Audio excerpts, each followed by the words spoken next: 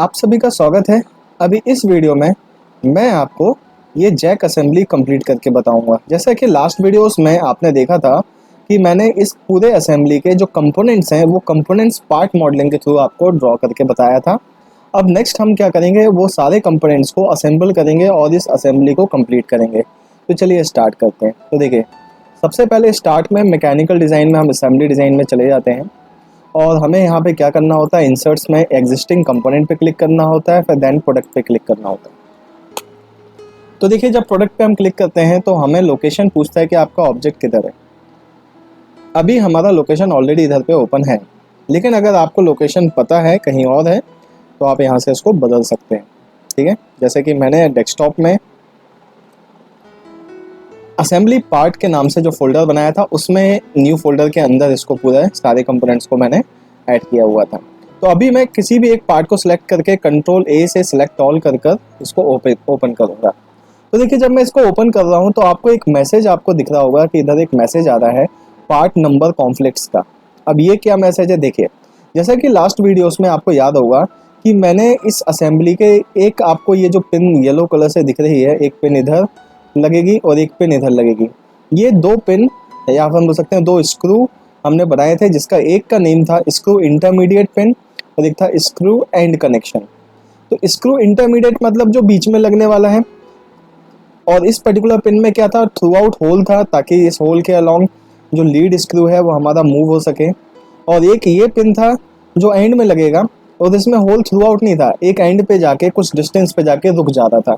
ये एंड पे रुक रहा है, इसके पीछे रीज़न क्या है कि ये जो लीड स्क्रू है वो उस पर्टिकुलर एंड पे जाके रेस्ट करेगा। तो हुआ क्या था, हमने किसी एक पार्ट को बनाया था, फिर उसी पार्ट को हमने मॉडिफाई करके न्यू नेम से सेव करा था। आपको याद होगा, हमने जैसे अगर सबसे पहले पार्ट बनाया था स्क्रू इंटरमीडिएट, फिर उसी को ही एडिट करके हमने स्क्रू एंड कनेक्शन कर लिया था। तो हुआ ये था कि जो दोनों पार्ट थे वो सेम पार्ट नंबर में बन गए थे। आपको एक बात पता है कि जब भी हम कोई पार्ट न्यू पार्ट पिक करते हैं तो वो ऑटोमेटिकली पार्ट नंबर्स हमें ला के देता है, part number 1, part number 2, part number 3। तो इसमें इसने ये डिटेक्ट किया कि आपने एक ही पार्ट नंबर पे दो अलग अलग कंपोनेंट्स बना लिए। जैसे आप देखेंगे, जब भी हम इंपोर्ट करते हैं तो ये पार्ट नंबर वाइज कंपोनेंट्स को इंपोर्ट करता है, part number 1, part number 2, part number 3। तो यहाँ पे पार्ट नंबर 4 पे 2 नेम्स आ रहे हैं। अब इसको हम कैसे सॉल्व कर सकते हैं, एक ऑप्शन होता है ऑटोमेटिक रीनेम, मतलब हम सॉफ्टवेयर को बोल दिया कि आप खुद अपने हिसाब से इसको कुछ नेम दे दीजिए। और एक होता है रीनेम, मतलब मैन्युअली हम अपना जो भी नेम हम देना चाहें वो नेम इसमें दे सकते हैं। बट अभी मैं राइट नाउ क्या यूज़ करूँगा, ऑटोमेटिक रीनेम। तो देखिए, इसने 4, ये पार्ट नंबर 4 था तो ये 4.1 हो गया और इसको आप ओके कर देंगे। ठीक है, तो अभी देखिए ये सारे कंपोनेंट्स हमारे पास आ चुके हैं। अब मैं इनको एक्सप्लोर करूँगा क्योंकि ये अपनी डिफ़ॉल्ट पोजीशंस में है। जब मैंने इसको एक्सप्लोर किया, अप्लाई किया, ओके किया एंड देन अगेन ओके करके यस किया, तो आप देखेंगे ये कंपोनेंट्स हमारे एक्सप्लोर हो गए। अब देखिए, इसमें सबसे पहले जैसा कि आपको पता है कि जब असेंबली हम करते हैं तो किसी एक पार्ट को हमें फिक्स मानना पड़ता है। तो इसमें हम जो फिक्स मानेंगे वो ये बॉटम वाला जो ऑब्जेक्ट है, जिसको हम बोलेंगे लोअर डेक, इसको हम फिक्स करेंगे। तो कंस्ट्रेंट टूल बाद में हमारे पास ये फिक्स कंपोनेंट टूल होता है, हम सीधा इस ऑब्जेक्ट को ऊपर फिक्स कंस्ट्रेंट अप्लाई कर देंगे। देखिए ये फिक्स कंस्ट्रेंट लग चुका है। अब फिक्स कंस्ट्रेंट लगाने के बाद नेक्स्ट में इस पर्टिकुलर होल के अलोंग ये जो लोअर लीवर है इसको मेरे को लगाना है। देखिए आपको दिख रहा होगा, ये जो लोअर लीवर है ये हमको इस पर्टिकुलर होल के साथ कनेक्ट करना है। तो अभी मैं यहाँ पे कोइंसिडेंस कंस्ट्रेंट पिक करके सबसे पहले ये जो सर्कुलर एक्सिस है या सर्कुलर ऑब्जेक्ट है इसके और ये जो सर्कुलर होल है इसके बीच में हम क्या करेंगे, कोइंसिडेंस लगा देंगे। कोइंसिडेंस लगाने के बाद इसकी पोजीशन आप देख रहे होंगे कि जो ये प्लेट है इसकी पोजीशन हमें अलग चाहिए। देखिए आप अगर इसको देख पाएंगे, थोड़ा जूम करता हूँ मैं, तो आपको समझ में आएगा कि ये जो पोजीशन है प्लेट की ये बैक साइड होनी है। ठीक है, तो अभी इसकी पोजीशन जो है वो गड़बड़ हो गई है। ठीक, तो अभी हम इसमें क्या करेंगे, कॉन्टेक्ट कंस्ट्रेंट लगाएंगे। तो कॉन्टेक्ट कंस्ट्रेंट से वो जो पोजीशन है वो सही हो जाएगी। कैसे होगी, मैं चाहूँगा कि ये जो फेस है वो इस फेस के कांटेक्ट में आ जाए। ठीक है, ये फेस इस फेस के कांटेक्ट में आ जाए। तो आप जब इसको कांटेक्ट लेंगे इस वाले फेस को इस वाले फेस से और इसको अपडेट करेंगे तो ये कांटेक्ट में आ गया। ठीक है। अब कॉन्टेक्ट में आने के बाद अभी मेरे को इसमें एंगल डिफाइन करना है। अब देखिए आपको इधर से एंगल तो समझ में नहीं आ रहा है कितना एंगल देना है, बट एंगल के कॉन्सेप्ट इसमें ये है कि आप जो भी एंगल इसमें देंगे, ठीक है, मतलब इसमें थोड़ा मैथमेटिक्स हमारा लगेगा कि अगर मैं कंसिडर करूं कि ये एंगल 30 डिग्री है, तो ये एंगल अगर 30 डिग्री होगा तो ये दो ऑब्जेक्ट्स के बीच का एंगल 60 डिग्री होगा, ठीक है। क्योंकि देखिए ये जो मैकेनिज्म है ये एक दूसरे से कनेक्टेड है। मतलब अगर हम स्क्रू जैक को, आप लोगों ने स्क्रू जैक यूज़ किया हुआ है, तो स्क्रू जैक को अगर हम मूव करेंगे, रोटेट करेंगे, तो ये रिलेटिवली सारे ऑब्जेक्ट्स उसके हिसाब से मूव करेंगे। मतलब ये 30 डिग्री एंगल मूव होगा तो ये 60 होगा, ये 40 एंगल होगा तो ये 80 डिग्री होगा। ओके, ठीक है। तो अभी हम इसको 30 डिग्री एंगल पे क्या कर देंगे, रोटेट करेंगे। तो हम यहाँ पर एंगल कंस्ट्रेंट पिक करके ये वाला फेस और एक ये वाले फेस के बीच में एंगल डिफाइन करेंगे। एंगल हम कितना देंगे, 30 डिग्री। 30 डिग्री एंगल मैं लेता हूँ और इसको ओके करता हूँ और अपडेट कर देता हूँ। देखिए अभी 30 डिग्री एंगल का पोजीशन गड़बड़ हो रहा है। आप इसको एडिट करिए, दोबारा से मोर करिए और यहाँ पर आपने सेक्टर चेंज करना है। या फिर आपको दिख रहा है कि 30 डिग्री हमें अपोजिट साइड चाहिए था, मतलब ये वाले साइड चाहिए था, और अभी 30 डिग्री वो ये वाले डायरेक्शन से ले रहा है। तो मैं यहाँ पर 30 डिग्री की वजह मैं यहाँ पे 150 डिग्री दे दूंगा, और जब 150 डिग्री देकर अपडेट करूँगा तो पोजीशन प्रॉपर आ जाएगी, ठीक है। तो आपको थोड़ा सा इसमें मैथमेटिक्स अप्लाई करनी पड़ेगी। अब नेक्स्ट देखिए, मेरे को इस पर्टिकुलर पार्ट को मिरर करना है। इसमें एक न्यू टूल मैं बता रहा हूँ। मैं चाहूँ तो इस पार्ट को कॉपी करके दोबारा से वैसे ही कंस्ट्रेंट कर सकता हूँ जैसे मैंने इसको किया था, बट जब मेरे को दिख रहा है कि यहाँ पे सिमेट्रिकल कंडीशन बन रही है तो मैं कॉपी भी क्यों करूँ। तो इसमें मैं एक न्यू टूल बता रहा हूँ आपको, मिरर कैसे यूज़ करते हैं वो देखते हैं। देखिए सबसे पहले वो कंपोनेंट जिसे मिरर करना है उसे सिलेक्ट करना है।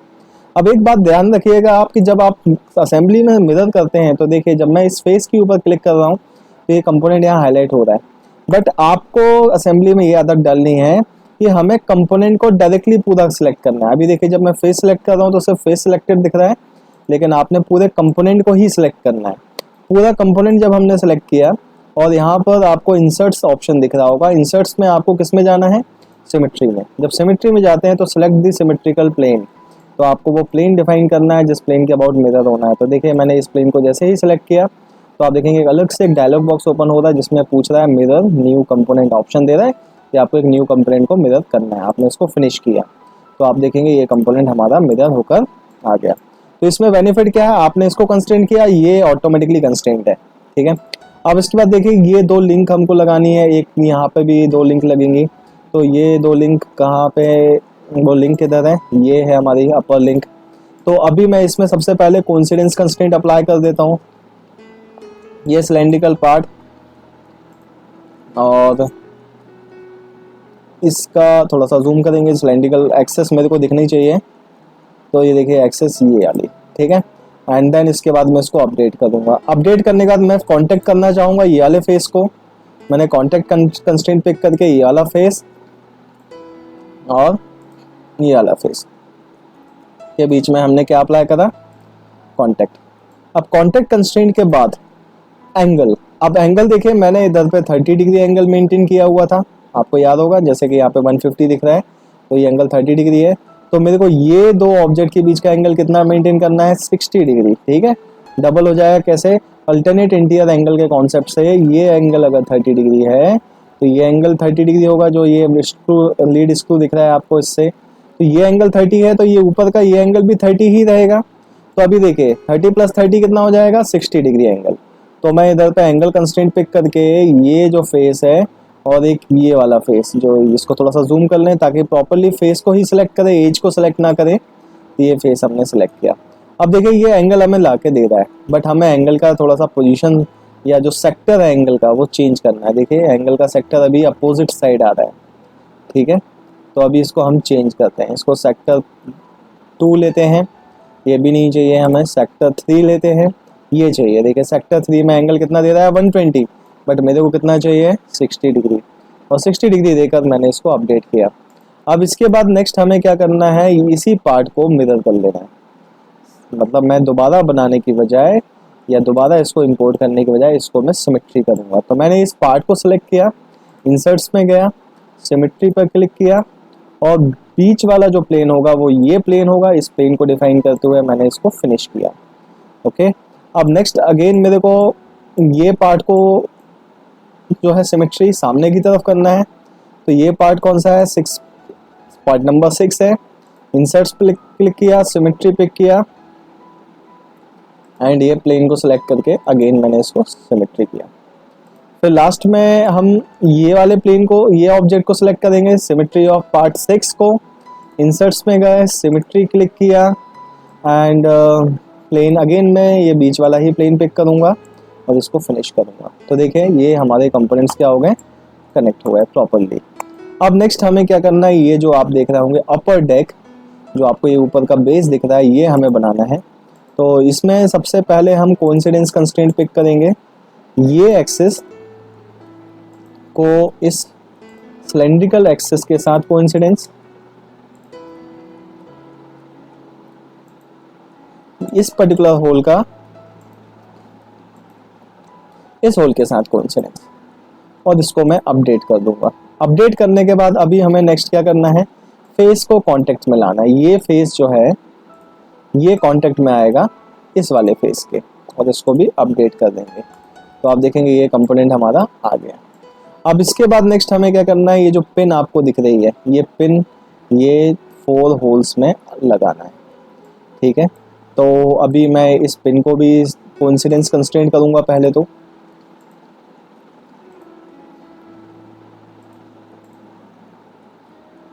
फिर कांटेक्ट कंस्ट्रेंट पिक करूंगा,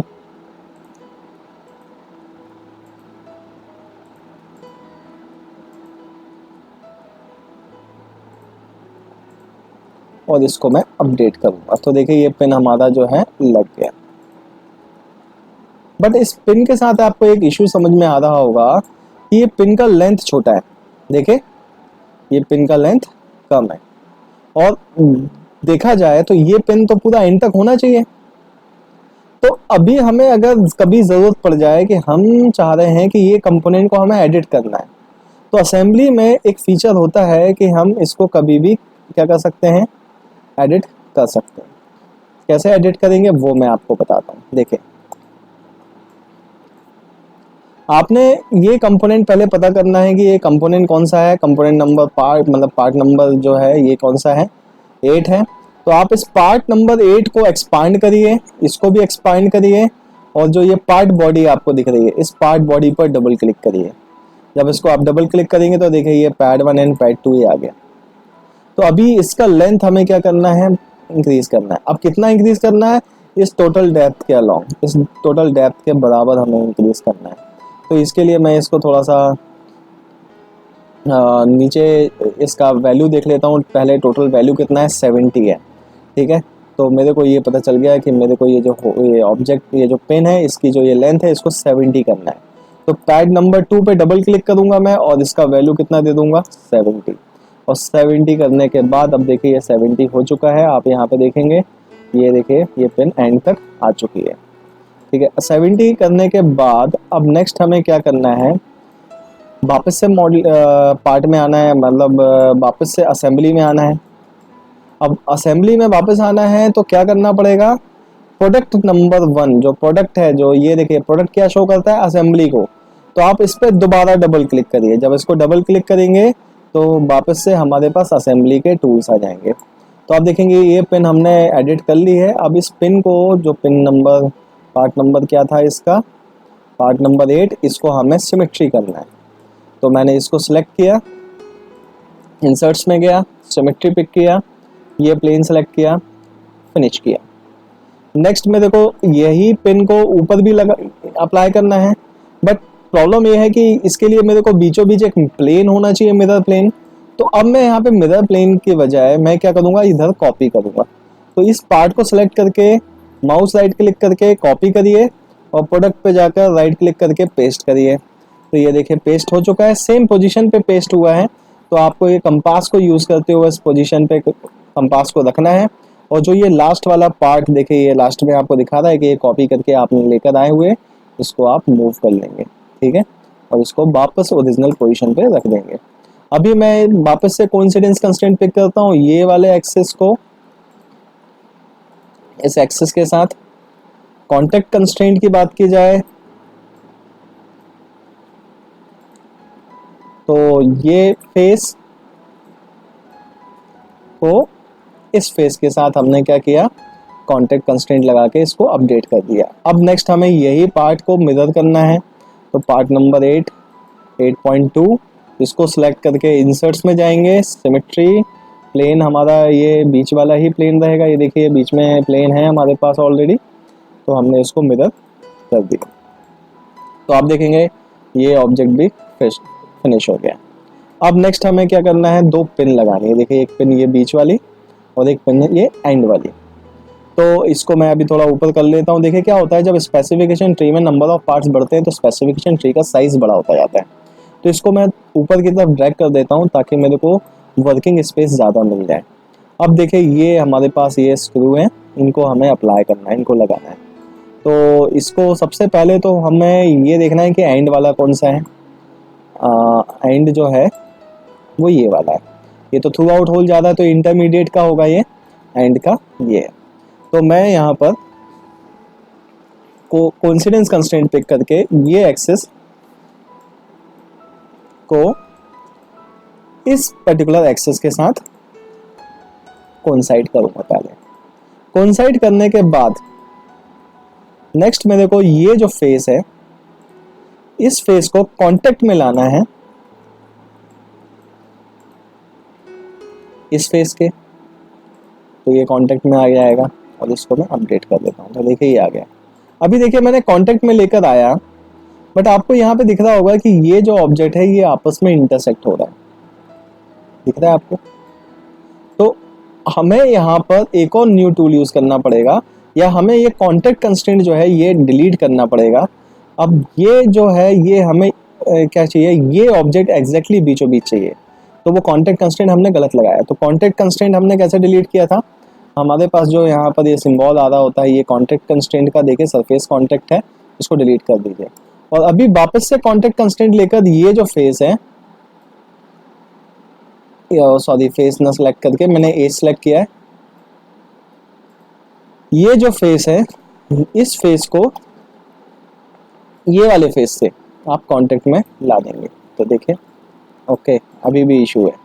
तो अभी हमें नेक्स्ट क्या करना पड़ेगा, हमें एक्चुअली ये जो गैप है ना, देखिए आपको ये गैप इधर आ रहा है, एक गैप इधर आ रहा है, हमें बराबर का गैप चाहिए। तो इसके लिए मेरे को कुछ कैलकुलेशन अब करना पड़ेगा। अब यहाँ पर कांटेक्ट कंस्ट्रेंट भी नहीं लगेगा, यहाँ पे लगेगा ऑफसेट कंस्ट्रेंट। तो देखिए कई बार ऐसी प्रॉब्लम्स आती हैं जब हम असेंबली करते हैं कि हमें कंपोनेंट्स को अगर कनेक्ट करना है तो हमें प्रॉपरली पोजीशन उसकी देखनी पड़ती है।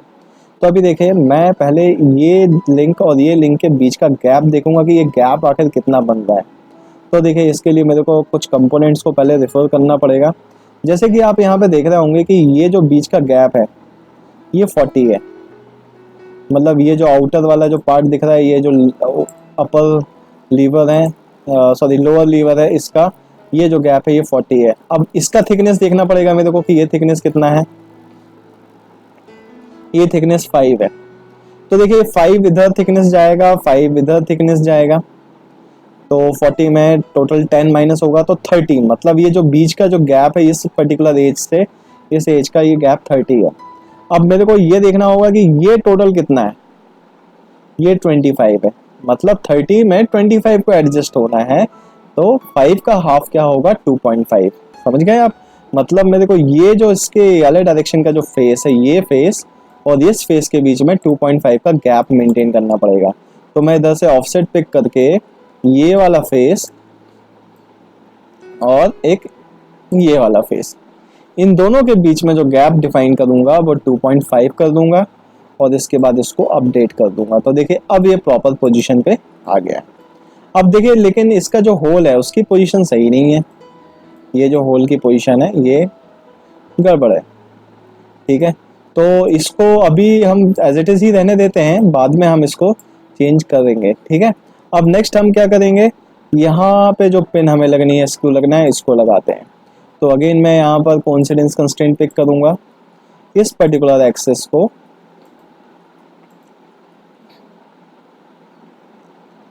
थोड़ा सा जूम कर लेता हूँ। ओके कंस्ट्रेंट कैंसिल हो गया। इस एक्सेस को देखिए एक्सेस ऑलरेडी इधर पिक्ड है, अब मैं इसको अपडेट कर देता हूँ। अपडेट करने के बाद हमको यूज़ करना है ऑफसेट कंस्ट्रेंट। तो ऑफसेट कंस्ट्रेंट में ये वाला जो फेस है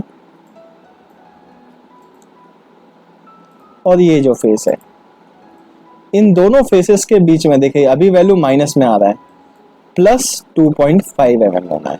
उसको मैं अपडेट करूँगा एंड ओके करूँगा। तो देखिए ये कंपोनेंट हमारा ओके, मैंने गलत पोजीशन पे उसको कॉपी कर दिया, सेम पोजीशन पे कॉपी हो गया, इसको कंट्रोल Z करना पड़ेगा मेरे को। ठीक है, एक्सेस एक्चुअली में हमने गलत सिलेक्ट कर ली थी। कोइंसिडेंस कंस्ट्रेंट वापस से लूँगा, ये एक्सेस और ये वाला एक्सेस। ऑफसेट कंस्ट्रेंट, ये फेस, ये वाला face, distance plus 2.5 and then इसको हम अपडेट करेंगे। ठीक है, तो ये कई बार होता है कि जब बहुत सारे कंपोनेंट्स होते हैं तो हमें प्रॉपरली ऑब्जेक्ट के एक्सेस वगैरह पिक करने में टाइम लग जाता है। ठीक है, और वैसे भी असेंबली काफ़ी बड़ी है। अब इसके बाद नेक्स्ट हमें क्या करना है, ये जो लीड स्क्रू है इसको कनेक्ट करना है। तो सबसे पहले तो लीड स्क्रू में मैं क्या करूँगा, इसका एक्सेस को इस एक्सेस के साथ कोइंसाइड कराऊंगा। ठीक है, फिर नेक्स्ट मैं क्या करूंगा कि जो ये फेस है, ये वाला फेस, इसको कांटेक्ट में लाऊंगा। कांटेक्ट में किसके, जो एंड स्क्रू था उसके कांटेक्ट में। एंड स्क्रू के जो आपको ये वाला फेस दिखेगा, ये वाला फेस इस फेस के कांटेक्ट में। तो मैं यहाँ पर कांटेक्ट कंस्ट्रेंट पिक करके ये वाला फेस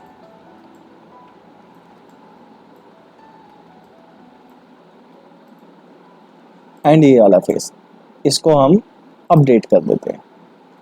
ठीक है, अब कांटेक्ट में आने के बाद मेरे को, मैंने इसके साथ तो इसको कोइंसिडेंस करा है, इसके साथ कोइंसिडेंस, तो इसके साथ एंड वाले के साथ मैंने कांटेक्ट कर दिया है। अभी मेरे को इसके साथ क्या करना है, कोइंसिडेंस करना था। तो देखिए ये कोइंसिडेंस में क्या हो गया, ये रोटेट हो गया। देखिए आप यहाँ पे देखेंगे इसका एक्सिस और इसका एक्सिस कोइंसाइड है।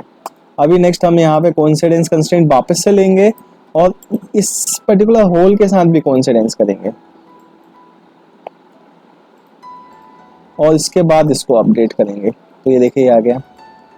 फिर लास्ट में हमें इस पर्टिकुलर, ओके मैंने गलत पार्ट पिक कर लिया, कंट्रोल Z करना पड़ेगा।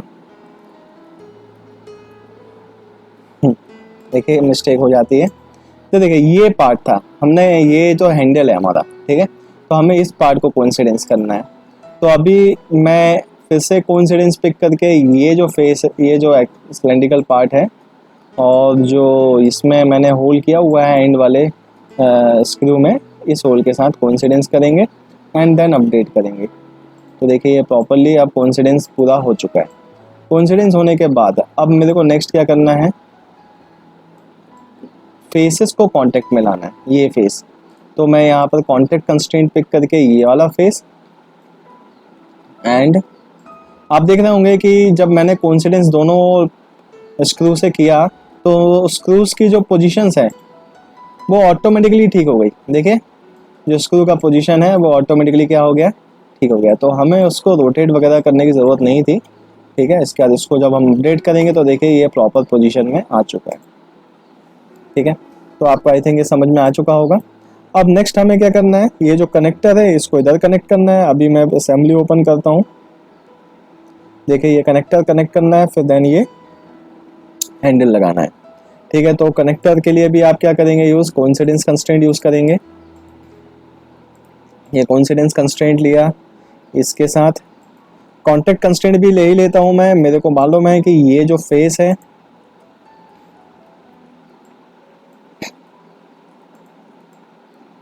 वो इस फेस के साथ कांटेक्ट में आएगा। अपडेट कर देता हूँ तो ये देखिए कांटेक्ट में आ चुका है। अब ये जो होल है, इस होल में हमें क्या लगाना है, हैंडल लगाना है। तो मैंने कोइंसिडेंस कंस्ट्रेंट पिक करके ये एक्सेस और इस एक्सेस के बीच में कोइंसिडेंस अप्लाई किया, एंड देन फाइनली हम यहाँ पर क्या करेंगे, कॉन्टेक्ट कंस्ट्रेंट अप्लाई करेंगे। ये जो फेस है हमारा,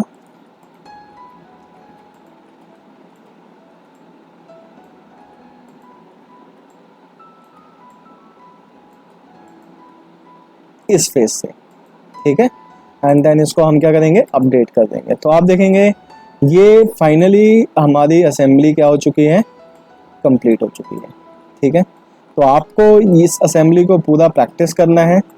और एक और बात, जैसे कि मैंने आपको यहाँ पे अभी असेंबली कंप्लीट करके दी है, लेकिन मेरे को अगर कंफर्म करना है कि ये असेंबली टोटल सही है कि नहीं है, कोई मिस्टेक्स तो नहीं है, तो मैंने आपको बताया हुआ है कि आप इसको एक्सप्लोर करिए। आप इसको एक्सप्लोर करेंगे और एक्सप्लोर करने के बाद जब आप इसको वापस से अपडेट करेंगे तो ये पूरा असेंबली एक पोजीशन पे आना चाहिए। देखिए अभी ये इस पोजीशन पे नहीं आ रहा है, मतलब ये शो कर रहा है कि किसी ना किसी कंस्ट्रेंट में इश्यूज हैं। कोइंसिडेंस नंबर 9, इसको मैं डिलीट कर देता हूँ, एंड डिलीट करने के बाद वापस से अपडेट करता हूँ। ऑफसेट में भी प्रॉब्लम बता रहा है, इसको भी डिलीट करता हूँ। तो देखिए अभी ये प्रॉपर पोजीशन पे नहीं आ पा रहा है। अच्छा अभी अपडेट, देखिए अभी प्रॉपर पोजीशन पे आएगा, आपको एक बार और अपडेट क्लिक करना है। तो आप देखिए ये फाइनली पूरा अपडेट हो चुका है। अब यहाँ पर जो इशू आ रहा है वो इस ऑब्जेक्ट के साथ इशू आ रहा है, देखिए। तो इसको हम क्या करेंगे, इसको हम मॉडिफाई, मतलब वापस से दोबारा से कंस्ट्रेंट लगाएंगे। तो हमने ये कोइंसिडेंस कंस्ट्रेंट वापस से लिया, ये एक्सेस को इस एक्सेस के साथ क्या करा, कोइंसिडेंस करके अपडेट कर दिया। तो आप देखेंगे ये प्रॉपरली अब कंस्ट्रेंट हो गया है। अब एक बार और क्रॉस वेरीफाई हम कर लेते हैं। हम वापस से इसको एक्सप्लोर करेंगे,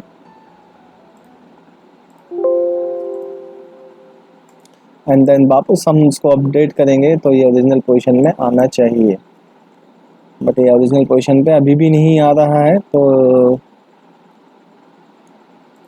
इसको इग्नोर करके मैं इसको डिलीट करता हूँ, एंड देन इसको अपडेट करता हूँ, अगेन अपडेट करता हूँ। तो ये देखिए, आप देखिए, तो देखिए जब किसी भी कंस्ट्रेंट को आप मतलब किसी भी ऑब्जेक्ट को ओवर कंस्ट्रेंट के थ्रू अप्लाई कर देते हैं तो ओरिजिनल पोजीशन पे ये कई बार नहीं आ पाता है।